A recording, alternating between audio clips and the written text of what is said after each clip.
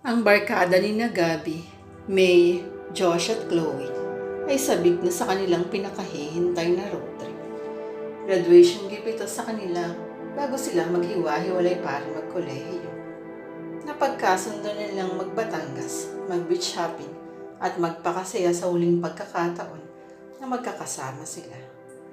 Maaga silang umalis ng Maynila. Si Gabby ang nagmamaneho ng kanyang lumang Honda Civic habang si May naman ang DJ ng grupo. Walang tigil sa pagpapatugtog ng kanilang mga paboritong kanta. Si Joshua naman ang photographer, panay ang kuha ng litrato sa bawat madadaan ng tanawin. Si Chloe naman ang taga-ayos ng kanilang mga gamit at taga-alala sa kanilang itinerary. Maayos at masaya ang kanilang biyahe. Nagtatawanan sila, kwentuhan at kantahan.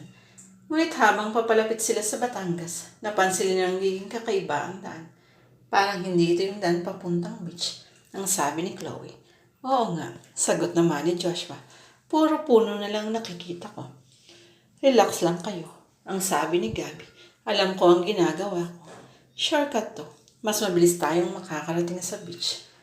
Nagtiwala naman ang barkada kay Gabby. Ngunit habang tumatagal, lalong nagiging liblib ang daan. Wala na silang makikitang ibang sasakyan. Wala na rin silang signal sa kanilang mga cellphone. Gabi, sigurado ka ba dito? Tanong ni May. Parang naliligaw na tayo. Oo nga, Gabi, sabi ni Joshua.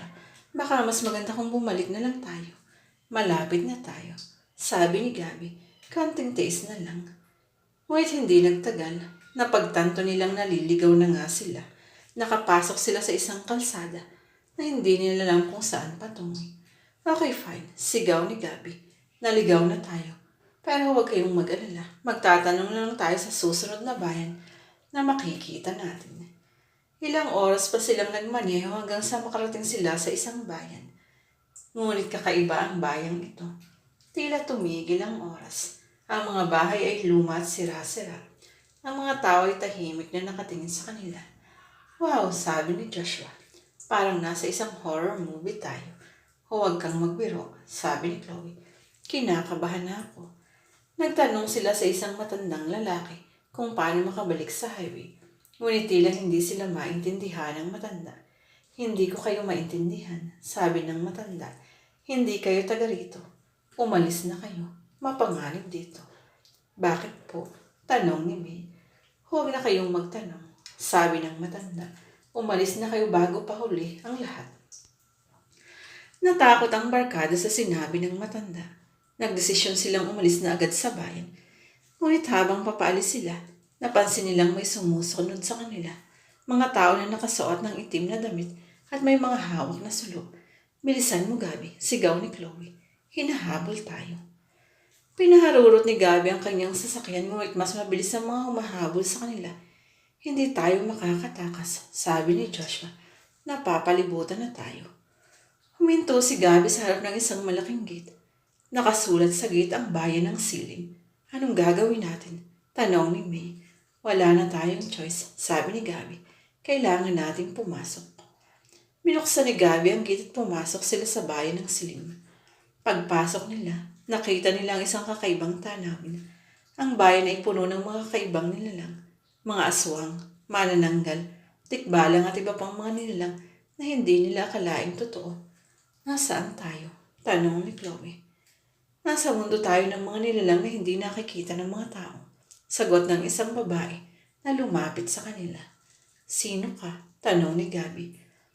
Ako si Aling Bebang, sagot ng babae. Ako ang tagapagbantay ng bayang ito. Paano kami nakarating dito? Tanong ni May.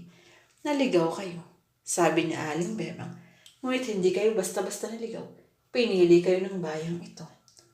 Bakit? Tanong ni Joshua.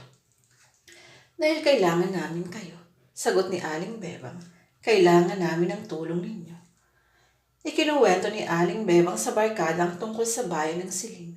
Sinabi niya na ang bayan ay dating isang normal na bayan. Ngunit isinumpa ito ng isang masamang mangkukulam. Dahil sa sumpa, naging halimaw ang mga tao sa bayan. Ngunit may isang paraan para tanggalin ang sumpa. Ang sabi ni Aling Bebang, kailangan nating hanapin ang puso ng mangkukulam at sirain ito. Paano namin gagawin yun? Tanong ni Gabi. Tutulungan ko kayo, sabi ni Aling Bebang. Ngunit kailangan yung magtiwala sa akin. Nagtiwala ang barkada kay Aling Bebang. Alam nilang wala silang ibang choice. Sinamahan ni Aling Bebang barkada sa kanilang paghahanap sa puso ng mangkukulam. Nakatagpo sila ng maraming panganib. Nakalaban nila ang mga halimaw. Naligaw sila sa mga gubat at nakaiwas sila sa mga patibong. Ngunit hindi sila sumuko.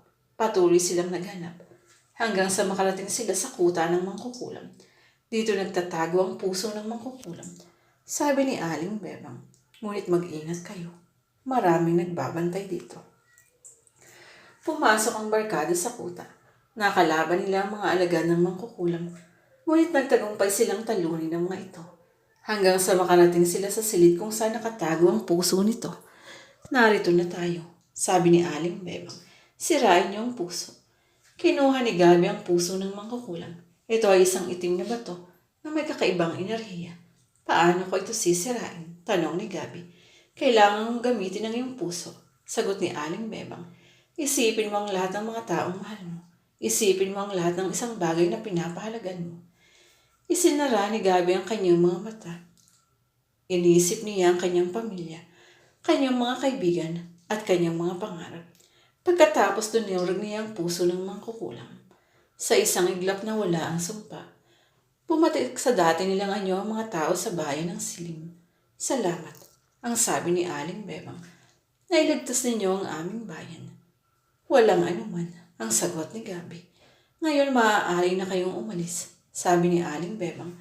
Babalik na kayo sa inyong mundo. Nagpaalam ang barkada kay Aling Bebang at ang mga tao sa bayan ng Silim. Bumalik sila sa highway at nagpatuloy sa kanilang road trip. Ngunit hindi na sila katulad ng dati. Naranasan nila ang isang bagay na hindi nila makakalimutan. Nalaman nila na may mga bagay na hindi nakikita ng mga tao at nalaman nila na kaya nilang